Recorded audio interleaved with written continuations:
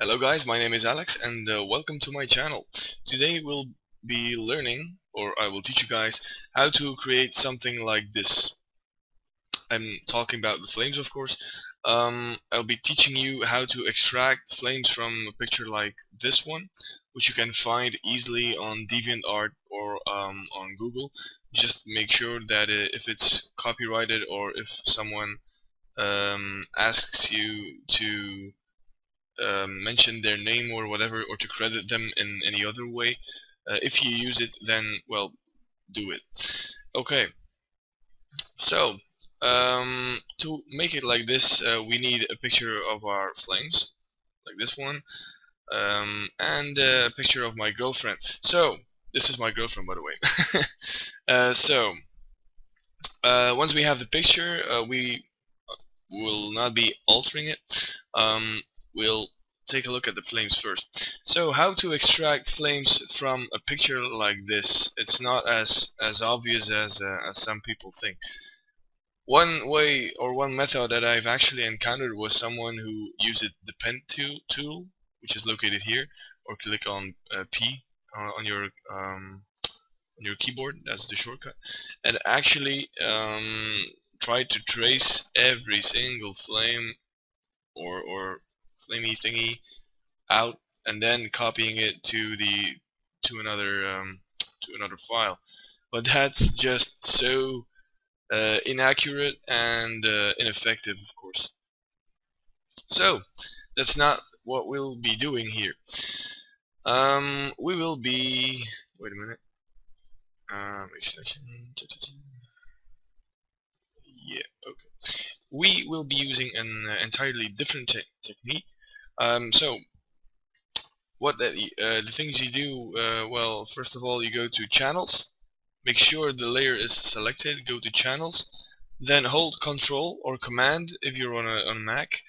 So hold Control, then you'll see that your pointer changes when you hover above the channels. So hold Control and then click on red. Just click it, and you'll see that everything that has reddish color in it will be selected, or at least the part of the flames that you'll need. Then once this is all selected, you go to your move tool, which is here, or just click on V on your keyboard, so V, then just click and drag it to the new file that you want your flames to be in, and then just release your mouse, and there it is. Voila, flames. Of course, these flames do not look quite as we want them to look like. So what do? We want to transform it first. So the shortcut to do that is to select the layer, so the flames layer. Let's call it flames to make it easier for you guys. So flames and my GF. Okay, so this is the background layer, but we will not be using it in this tutorial. So click on the flames layer, then when that is selected, you just hold Control T or Command T, and that will open up your transform tool. So what I want to do is scale it down a little. So the most effective way to do that is just clicking in the corner and just dragging it while holding shift. So drag it while holding shift, and then the dimensions will not change. Otherwise, if you not hold it, you'll have something like this, and then, well, you can of course try to do it as good as you can, but it's easier to just hold shift. Okay, so when we've done that, I see that, well, with these flames, if I would lay them like this in her hands, it wouldn't quite be as cool looking as I would like it to be. So I want to turn around the picture. How to do that? Just hover above the corner and you'll see a double arrow appear, and then just click and drag it to the well, position that you want your flames to be. I want mine somewhat like this, or yeah, somewhat like this. Okay, and maybe a bit bigger. Wait a minute. Yeah. Okay, and there we have it. The other thing that I want to do, just to make sure my flames look good when it comes to height and width, so you can warp it. How to warp a layer in Photoshop? Just make sure you have the transform box or tool still open when your layer is selected, of course. Then click right click on it, so in the middle of the picture, and select warp. Okay, that will you will see that your picture changes into 9 square boxes. No, 10 square boxes. No, 9. Sorry, whatever. 9 square boxes. And then you can just click and drag it like this, and you'll see the entire layer transform, or warp, as they call it. So yeah, and then, well, this will not be my most beautiful effect, but it's just functional to teach you guys how to do it. So something like this. Yeah. Okay. And then just click on the check mark right here, and there you have it. So the first thing that you notice is that well, there's a straight edge here, there's a straight edge here, and well, it's just not looking all that great. So what should we do? We should mask it, or that's at least the way I would think of doing it. So you click here, yeah, let's redo that so you guys can see it. So make sure the layer is selected, then click on the icon to add a layer mask. Make sure the mask is selected and not the layer itself, so only the mask must be selected like this. And then with click on just tap B on your keyboard, and that will automatically select your brush tool.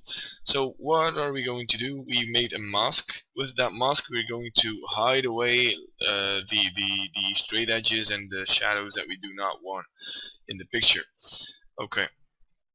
So with black as your foreground color and white as your background color, we're going to use black to mask it away. So when you use black with a normal brush of size like this, yeah, there you go. So you can see the flames are getting removed. I'm going to do this pretty quick first, just to make an impression. We can, however, reduce the opacity and select a different brush, like this one, a soft round brush. So make sure it's round. That will make it like this. Yeah. Okay. So I'm just going to click around, and then I'm going to retouch it. So yeah, remove the straight edges.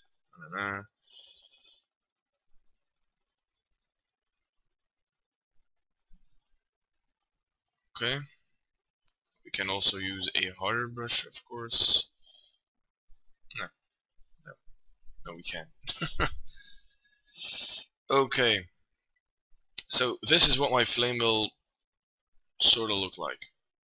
Okay. So again, with my soft brush, sorry, a hard brush first. You select white, so you can alter these fore and background colors by clicking these double arrows. Then with white as your foreground color, you'll be coloring the space between the fingers, as we do want to see the fingers, but we do not want the flames to be all over her hand, which makes it look, well, pretty unrealistic to me. So yeah, it doesn't have to be perfect. We can alter it all as much as we want later. Okay, something like that. Okay, pretty cool. So then, well, just shift through black and white as you see fit to alter it. Oh, that's why it's not coloring. Make sure your opacity is changed to whatever your needs in Photoshop. You can do that here. Okay. Whoop-de-doo. And that's the other finger.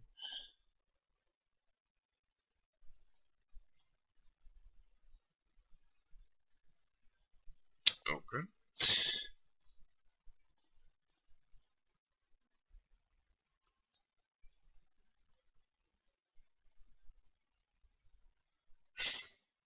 Again, it does not have to be perfect. When you zoom out, you won't be seeing the little faults that you might have made. So don't worry too much about it. Okay.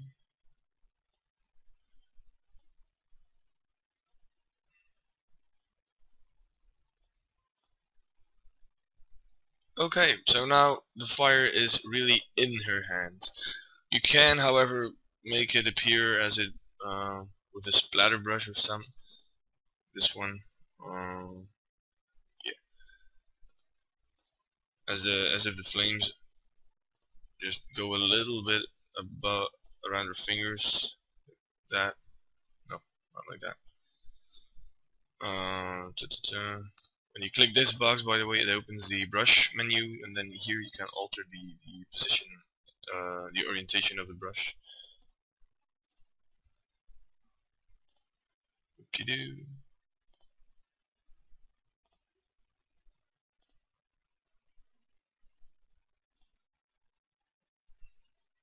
Mm-hmm. Actually, I think I have a flame brush. Oh yes, I do.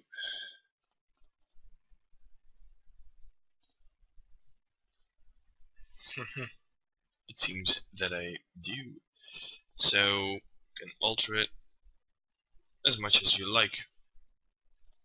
Okay, let's use this brush to continue. Or no, no, wait.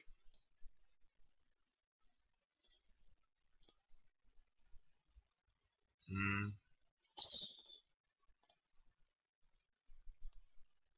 Let's use splatter brush. Some. No, that will not have the desired effect. Let me just try some different things out here. Hmm.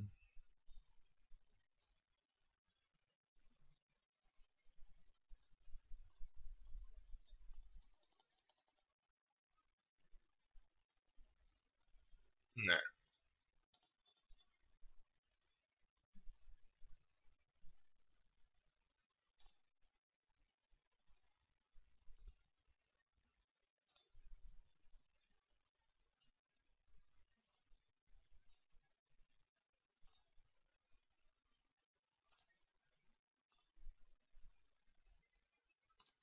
Okay, let's keep it like this for the moment.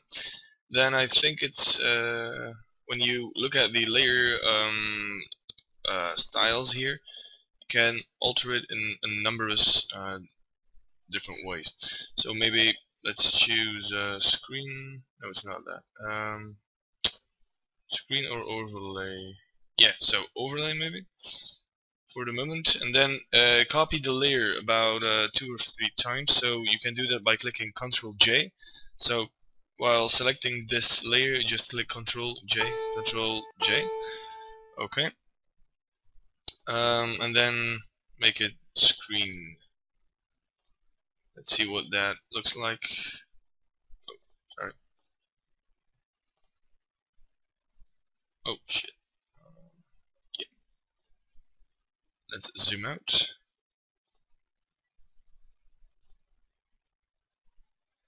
Come on. Aha.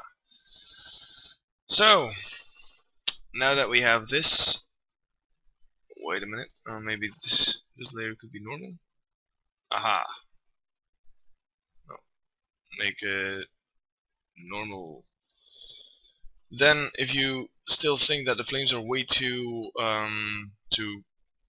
prominent, you can change the opacity just to lower that down a bit and make it look more realistic.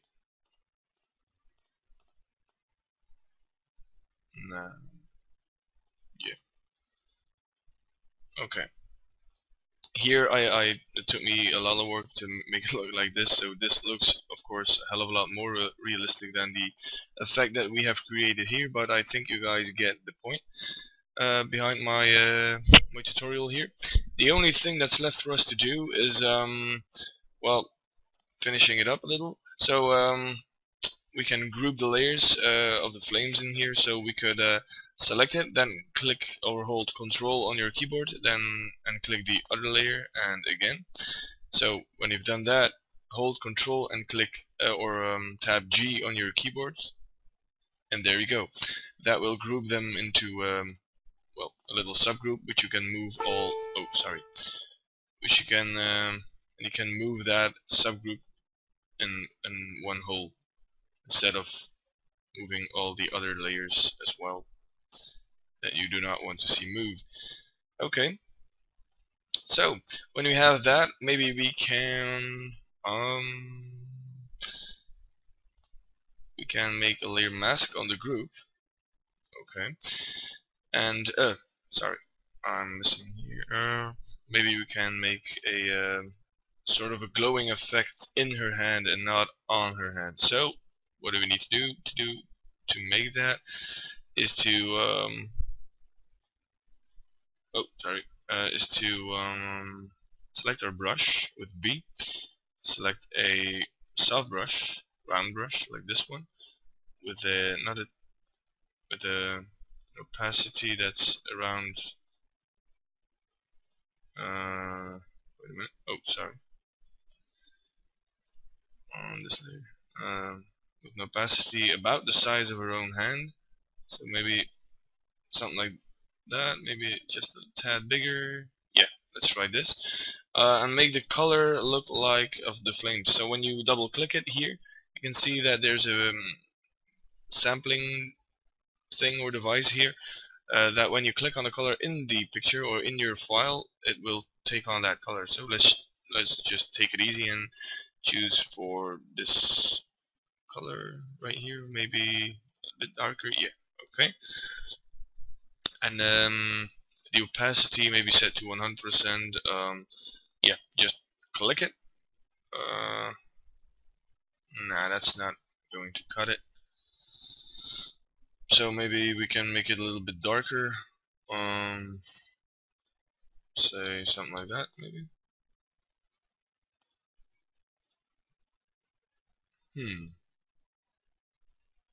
I'm not convinced.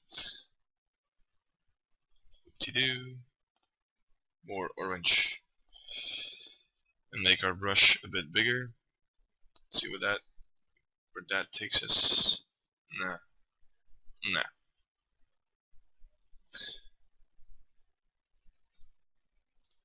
Smaller again.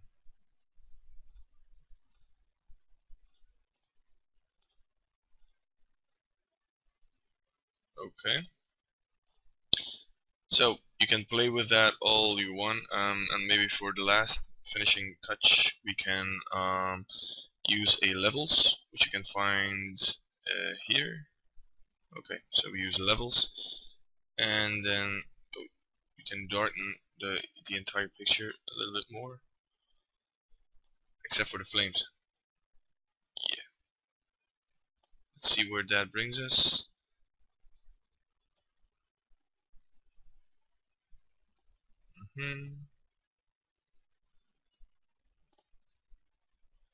Okay. And for the flames, let's see if we can use some of these to dark. Nah, never mind. Okay, so we have levels. Maybe just maybe a color balance to the highlights. Let's see where that brings us. Oh, wait a minute.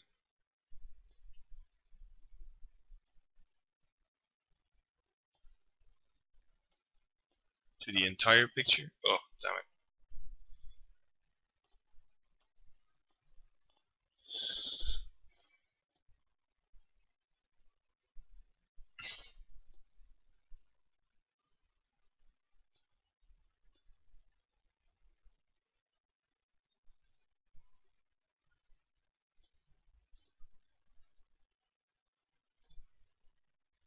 Okay, so no matter.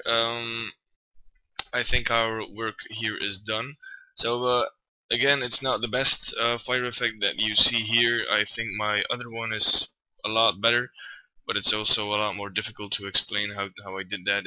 I did this with some filters to it, some other effects. It took me about an hour also, so yeah, maybe next time I'll be covering a more precise and more realistic effect like this one, but for now this was it, guys. So thank you for watching my video. I hope to see you guys in my next tutorials. So maybe if you guys watch this and you think of something like, yeah, I want to see that explained in Photoshop, or I want you to make a video about this or that, just leave a comment below, and I'll look after it to see it done. Okay, so thank you guys for watching.